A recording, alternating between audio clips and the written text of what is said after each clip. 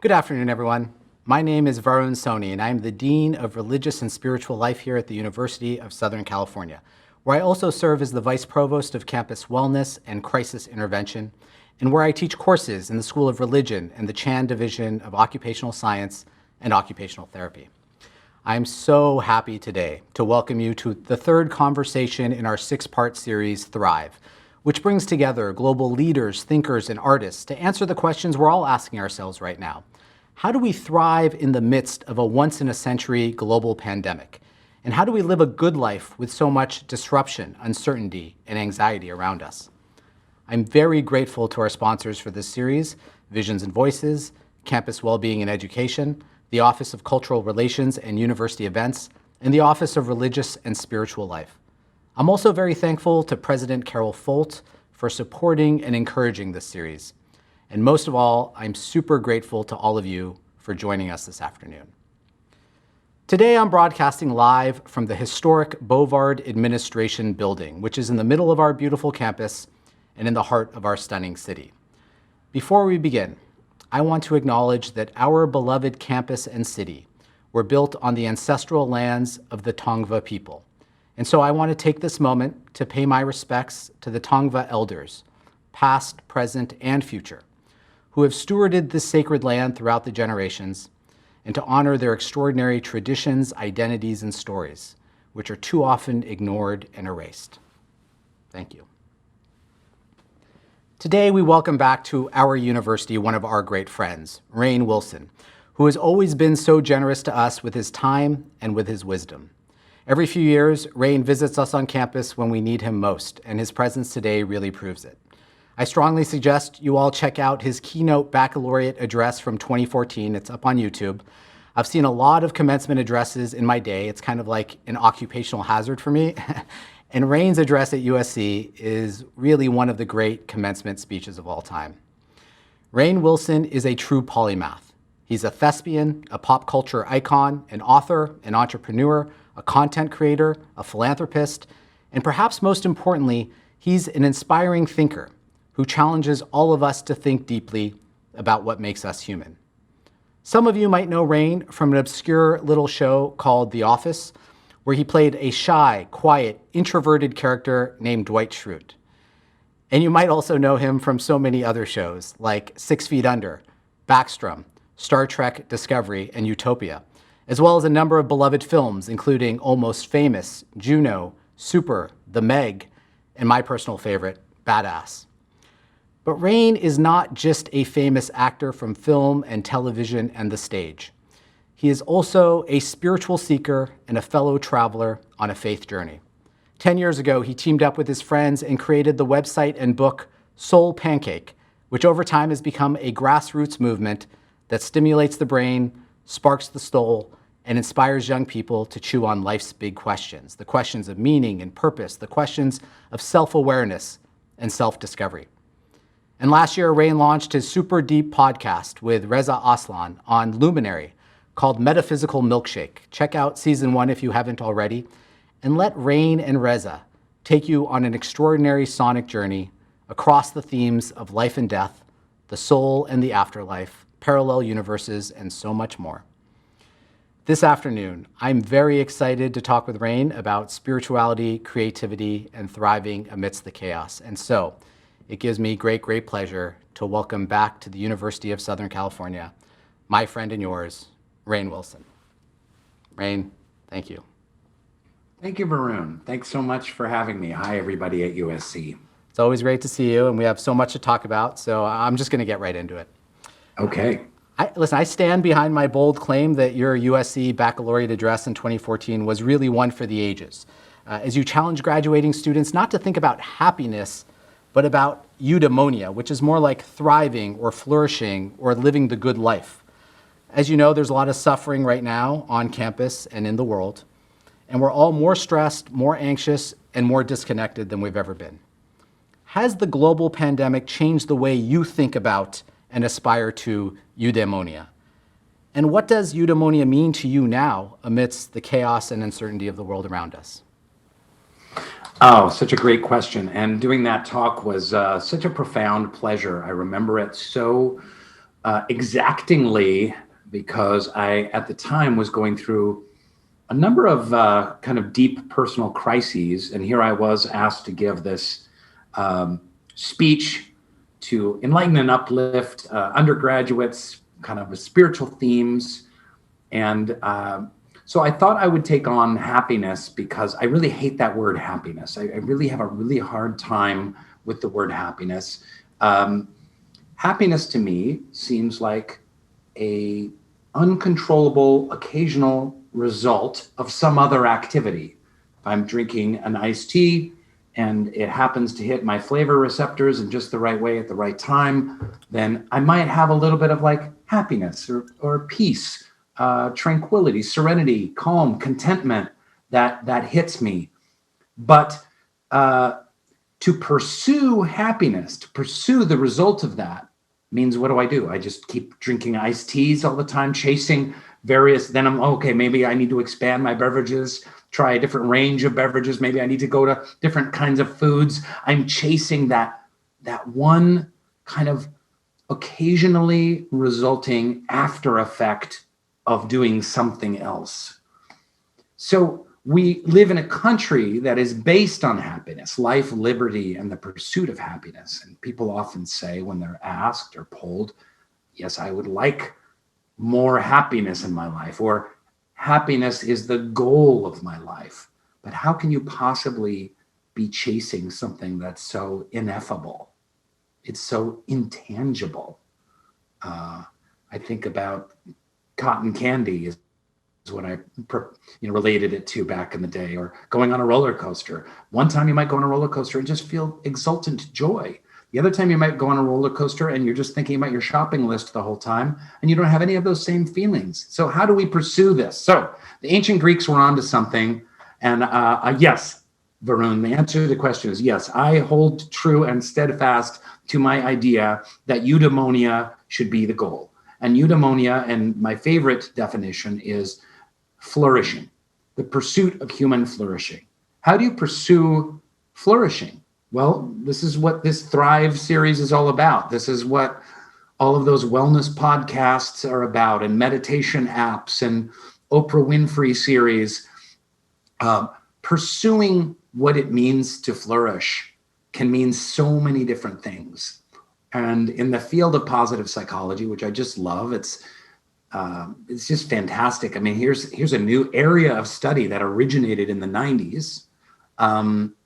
And Dr. Martin Seligman started it with a handful of other psychologists. And this whole idea of, hey, we can actually quantify what makes people thrive, what makes people successful, what makes them happy, what makes a healthy family, what makes a balanced individual.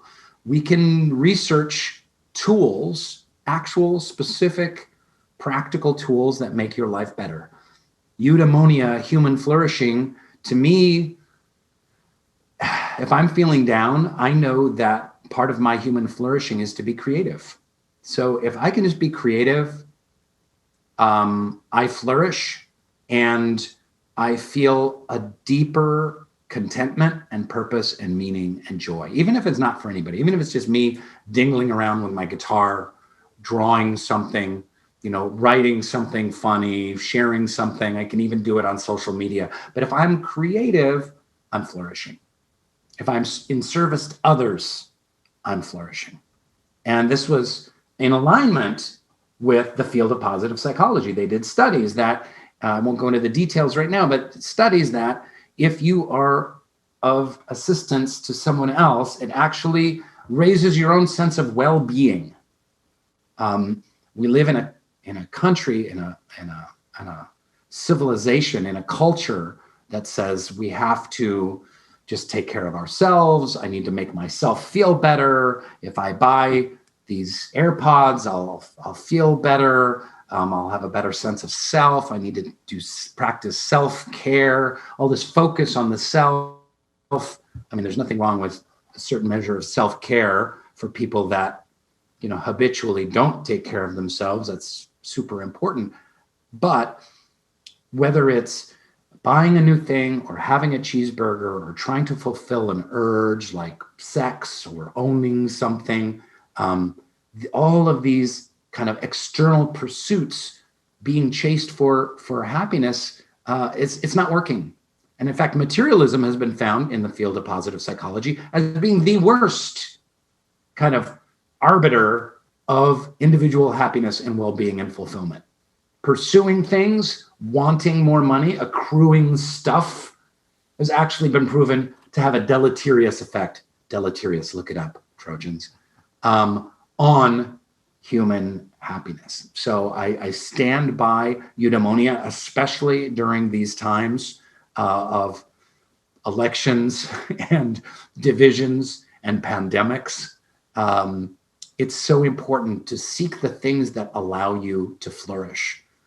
Nurturing your brain, reading, studying, learning, spending time in nature. What are the things that allow you to flourish? You pursue those, you will have greater contentment and well-being, and I'll stay away from the word happiness, and occasionally you'll have some happiness thrown in there. Thanks. I love the way you frame that sort of happiness is a trap, because happiness is based on these external conditions that are often beyond your control. But maybe thriving or flourishing is based on internal conditions that are self-generated, that are maybe within your control. And when we start thinking about those internal conditions and start thinking about doing that internal work, to me, that's what spirituality is. Over the course of the pandemic, 40% of college students across the country have turned to a new spiritual practice. And 70% of college students now say they're more spiritual than religious. And so in so many ways, during this pandemic, we're seeing an explosion of interest in spirituality amongst young people, college students, high school students, etc.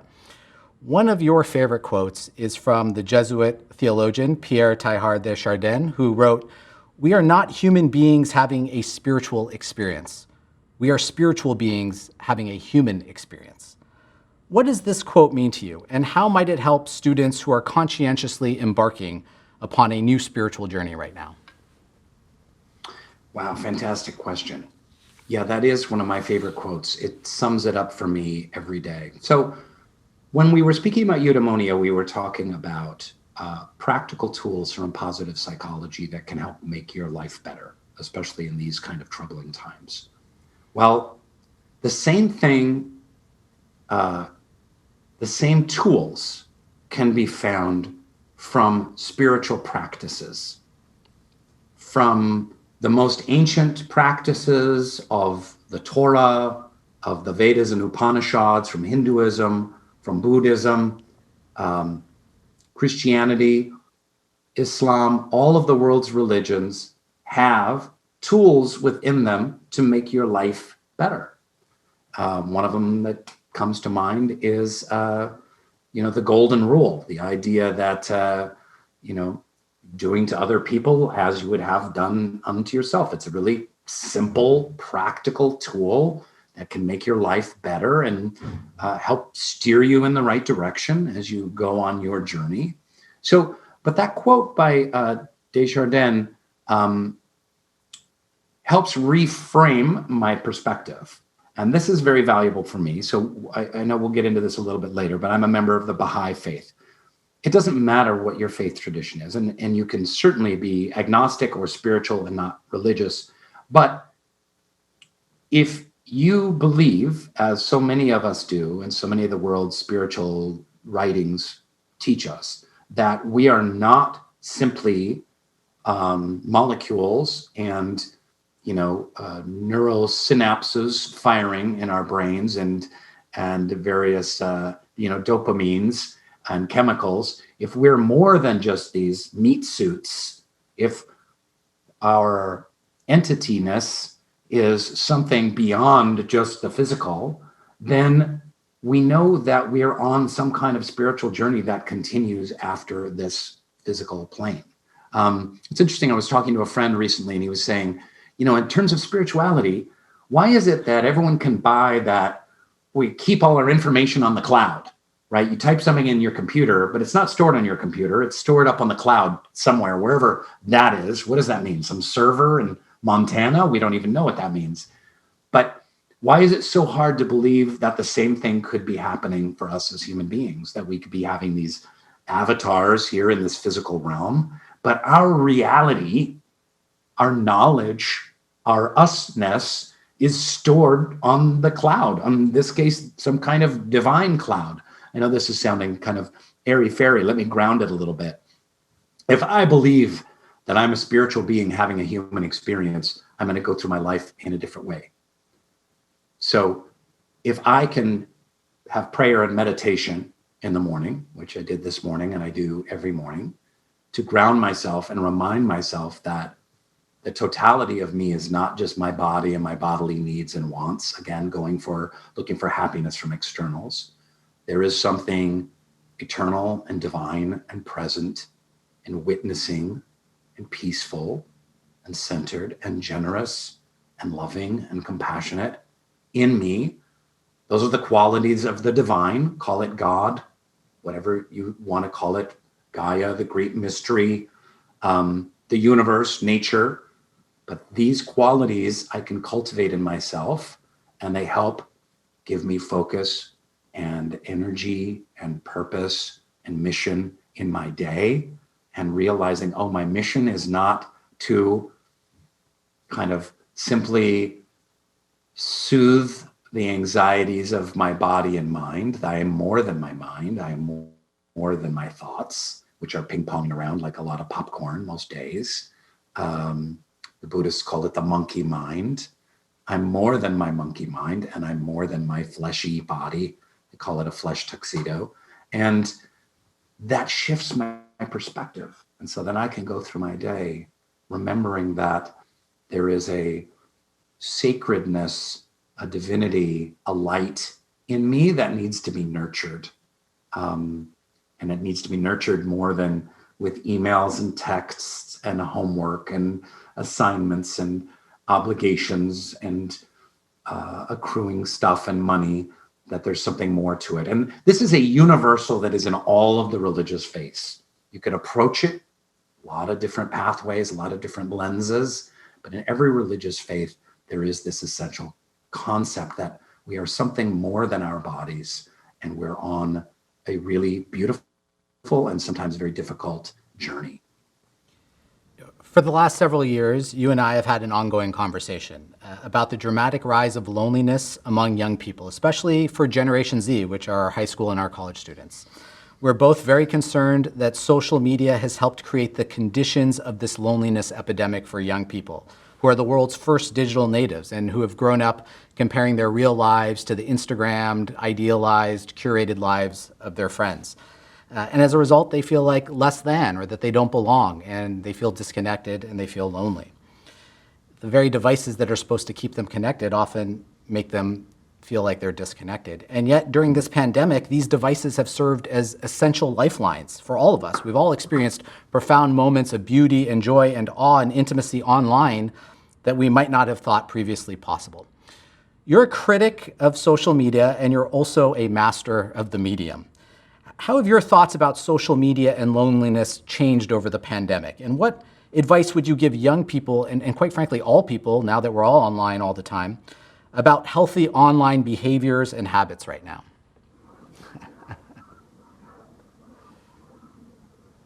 Keep going. No, okay, I got it. You got it? Yes, Varun. Here we are having this discussion on a Zoom. Kids are watching live. It will be recorded. It will be on YouTube. It will be in someone's feed right next to a video of a monkey throwing feces, and then next to a conspiracy theory video, and next to something else, depending on what your algorithm is. Social media is a really dangerous beast. I have taken social media off of my phone because I used to just constantly do this all the time. So if I do posts, I send them to another place, and either me or someone else posts them. We can't all have that luxury, but we can reduce our social media usage. Obviously, many people have heard about this documentary, which I highly recommend, called The Social Dilemma. There's a lot of really great, inspiring stuff on that, and arresting stuff on that. Um, how do I answer this question? I'm not quite sure how. I think it has to do with moderation is very important. It's very important to understand how the algorithms work. It's super important for young people to understand. We need to be woke about racism, but we also need to be woke about how social media works and how they make money. And social media companies, if you go onto Instagram and you put in the search bar, monkeys throwing feces, then on the little thumbnail pictures, the next time you go there will be all these monkeys throwing feces. And if you press on some, there'll be even more. And they're going to find exactly what you want. If it's orangutans throwing bananas, then it'll shift. It gives you what it thinks you want to keep you coming back to it. It's very, very good. All of these companies have psychologists on staff, psychologists that understand dopamine hits. The companies that create the games that you play, Candy Crush or whatever games you're playing on your phone, they also have psychologists on staff to understand kind of the system of rewards, the reward system.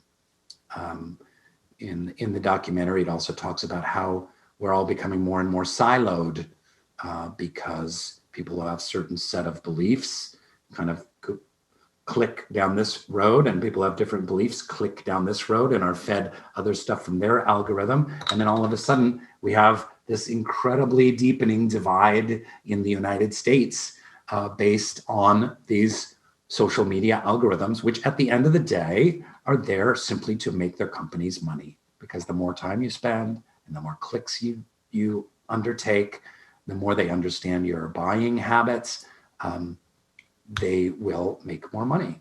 And part of how they do that is to keep us addicted to our phones, seemingly connected, but not actually connected. We're all seemingly connected right now. I don't know, there's a couple hundred people, a couple thousand people, I don't know, watching us on USC right now. And, probably a lot of the kids watching right now are also texting their friends. They're like, yo, Dwight's on thing talking about spirituality. Cool.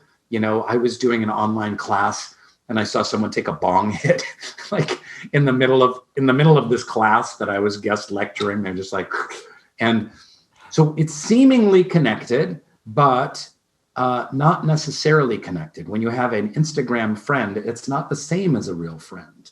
And we have to remember that. So how does this affect us with loneliness? Well, we have to get woke around social media, how it works. And part of the way it works too is to keep us outraged. So the more outraged we are, the more time we spend on devices, and we click and like and dislike and retweet things. And it's just this cycle of outrage. And we all have those friends that are political and stay on Twitter and up till 3 a.m. just retweeting and outraging. And they're only tweeting to the people who agree with them. So you had asked about loneliness. Sorry, I went on a little bit of a tangent there, but we are social creatures. This is part of how social media makes its money too. It's tapping into the wiring of how social we are. We need connection. We need friends. We need interaction.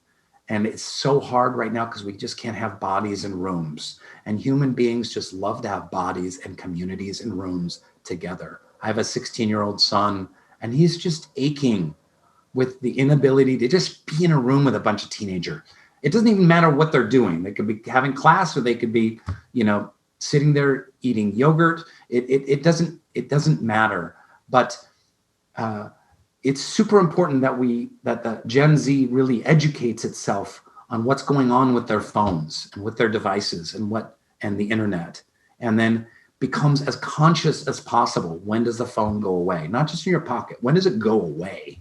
I charge mine in the next room at night, so I don't have any interaction with my phone from, even earlier, 7, 8 p.m. till 9 o'clock the next morning. This is super important. There's a lot more to the loneliness than this. I'm just addressing kind of the social media aspect of it. But we have to build community, real, live, intimate community where people are seeing into each other's eyes and connecting, and where young people are serving together, making the world a better place together, creating together.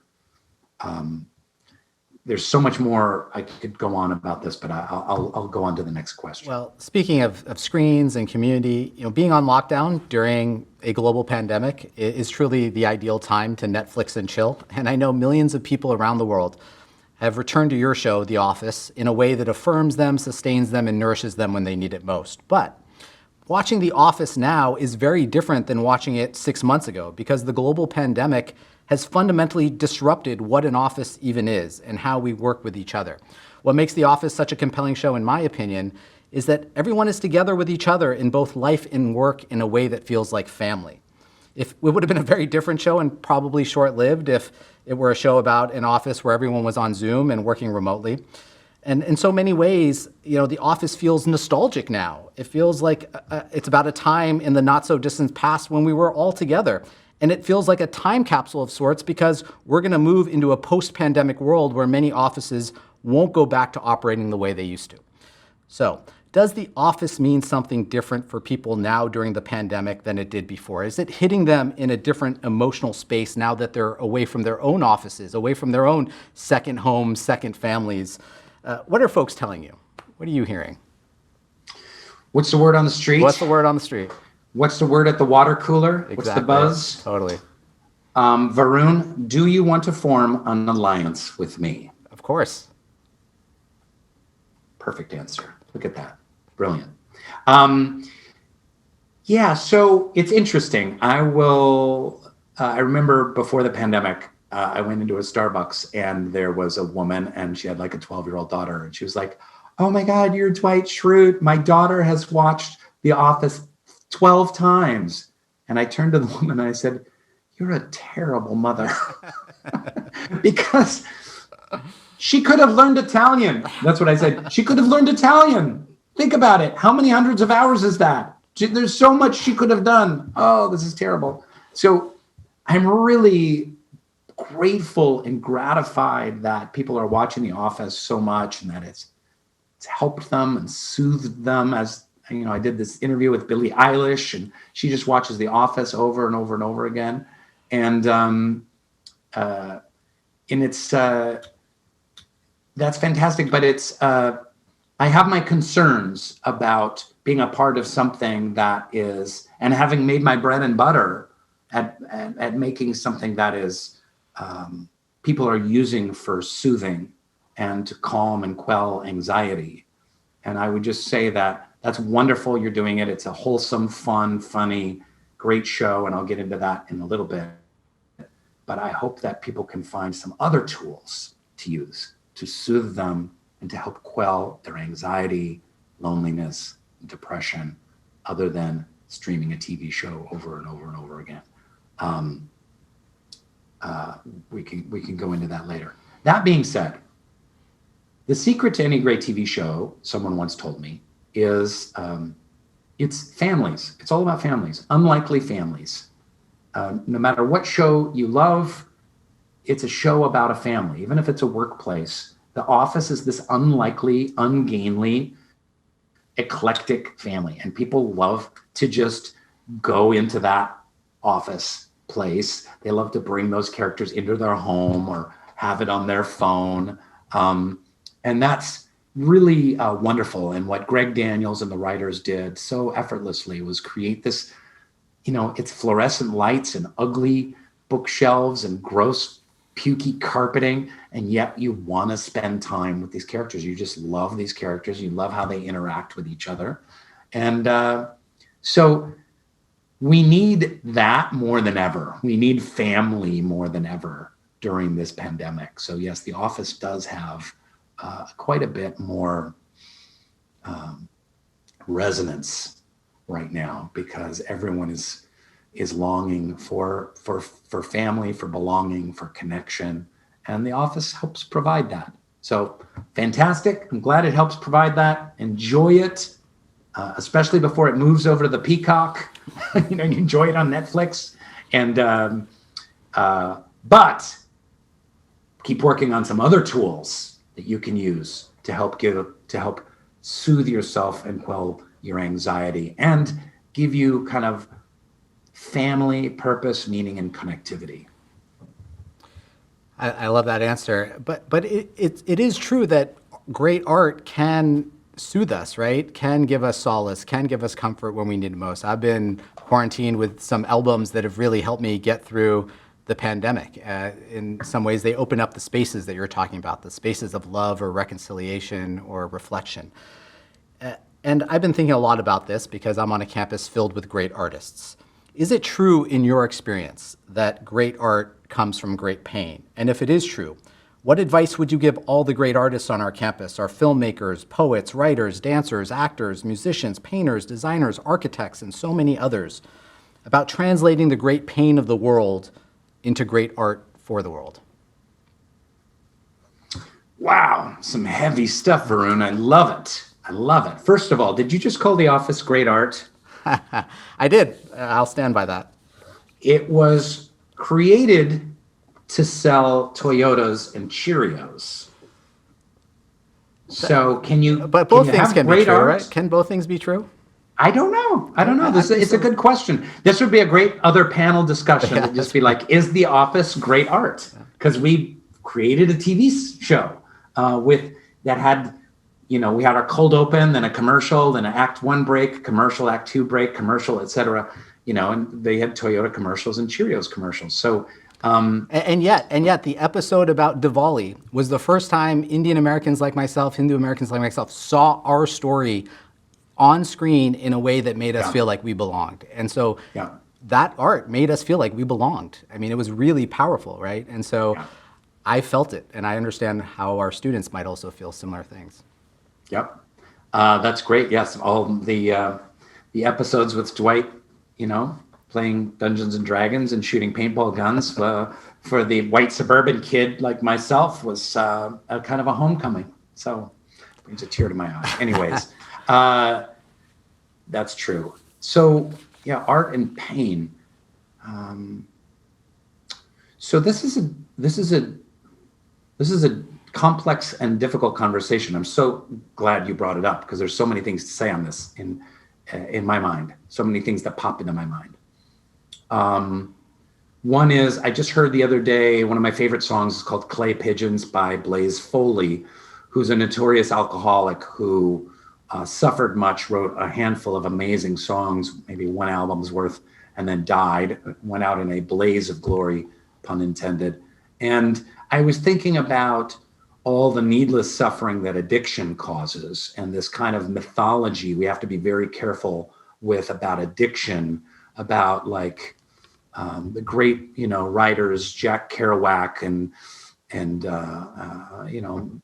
John Coltrane and all the other addict, artists, Jimi Hendrix, that suffered from their addiction or had this primal wound, Kurt Cobain, and then expressed it through their art and at the same time tried to soothe it with heroin, and then died. And what a waste of lives. Can you imagine if we had some kind of like instant cure for heroin addiction, if instead of building nuclear bombs, we had some kind of program for heroin addicts that could cure them, and all of these, or alcoholism, and all of these people were still alive and Kurt Cobain was still writing songs. So there is a mythology of like the suffering alcoholic addict in pain making art that I think needs to be just have cold water sprayed all over it because it's gross and wrong. And I'm not talking about the addiction is gross and wrong. Okay. Don't misquote me here because addiction is a very real mental disease. It's a physical disease. It's a spiritual disease. It's very real.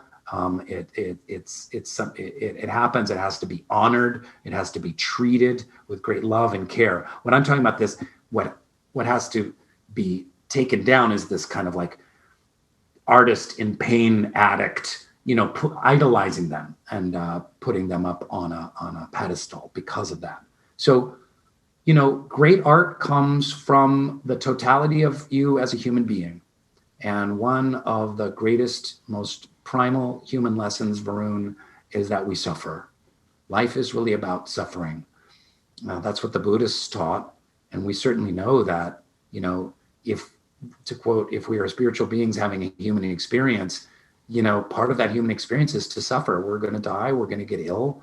People around us are going to die. They're going to get ill. My father passed away in August.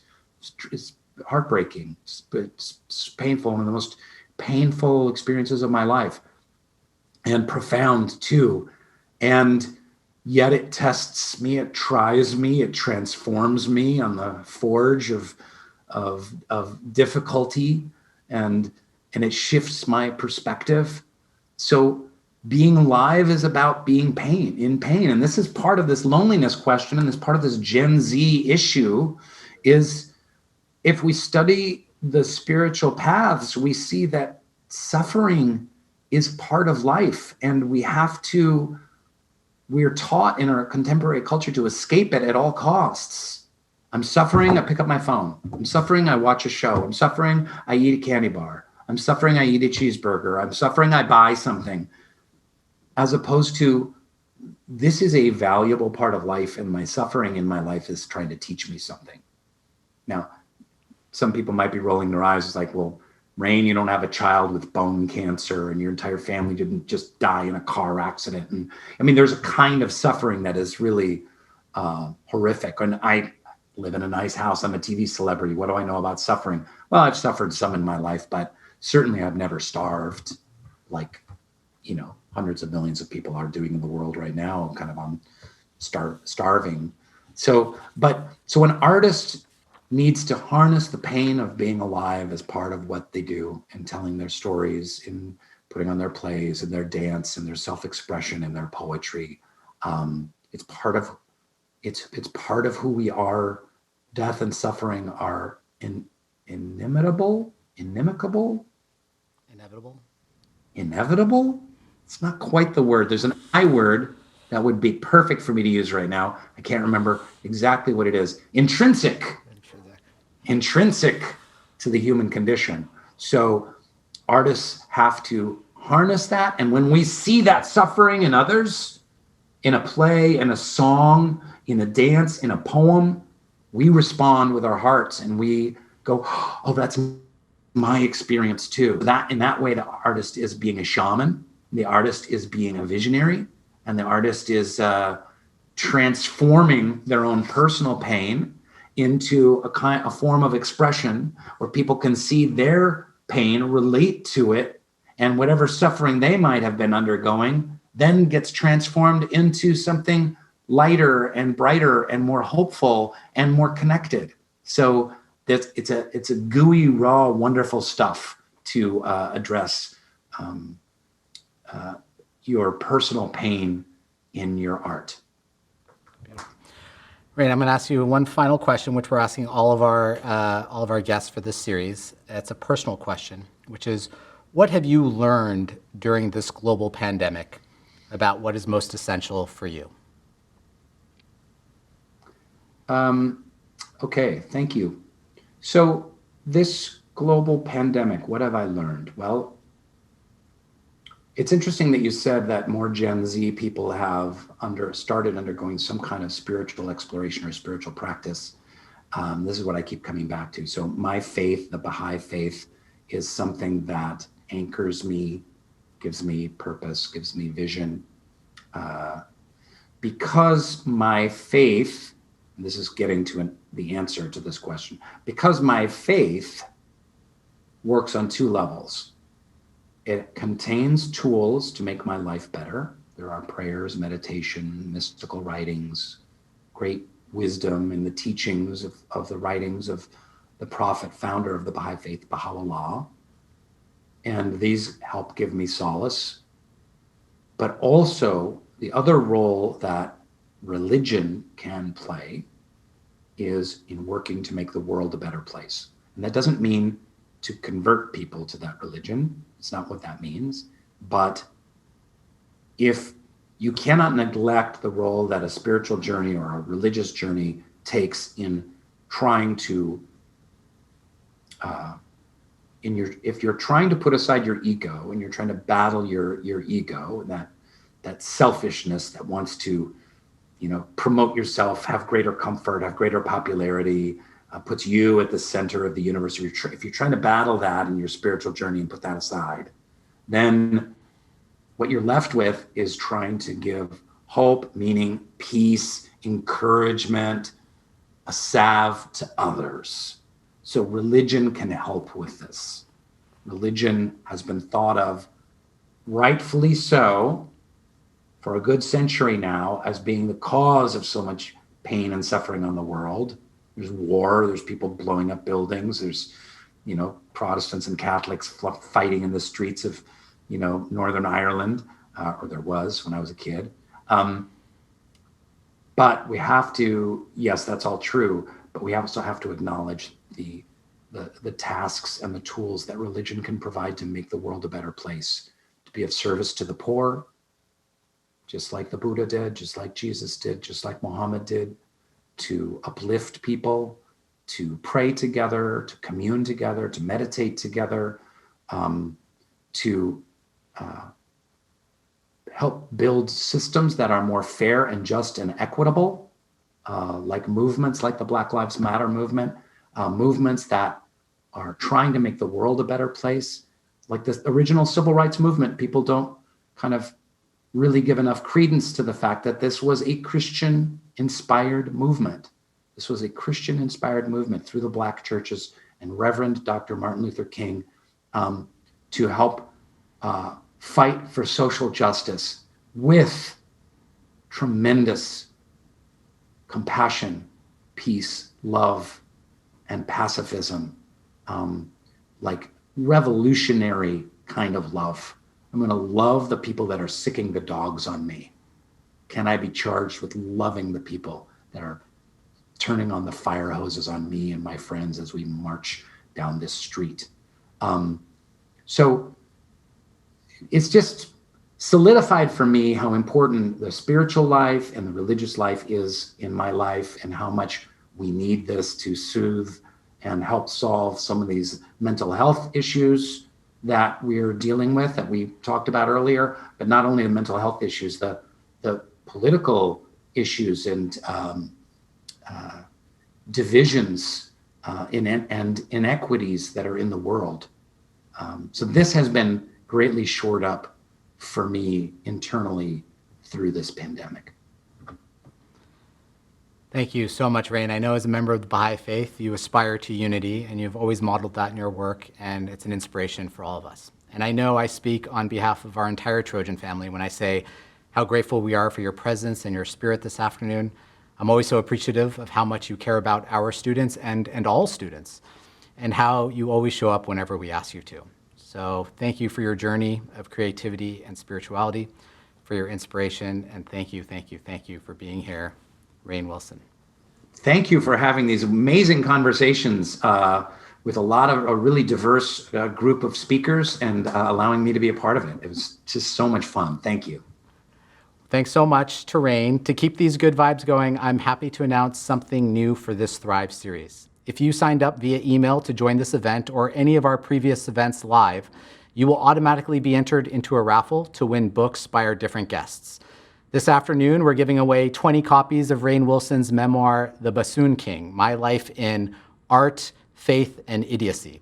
So check out your email to see if you've won a copy, and if you didn't win, my advice is to buy a copy for yourself and everyone you know, because it's very fun and deeply profound all at the same time, just like Rainn. And if you joined us for our previous events, you will automatically be entered into a raffle to win copies of the books Thrive by Arianna Huffington and Total Meditation by Deepak Chopra. And so all that being said, I want to thank everyone for joining us this afternoon for this third conversation in our Thrive series featuring Rainn Wilson. I'm honored to invite all of you to join us again for our next Thrive conversation on October 15th, featuring the award-winning journalist, television host, and USC alumna, Lisa Ling. Please check out the Visions and Voices website for more information. Until next time, please take good care of yourselves and each other. Thank you, fight on, and Bears Beats and Battlestar Galactica.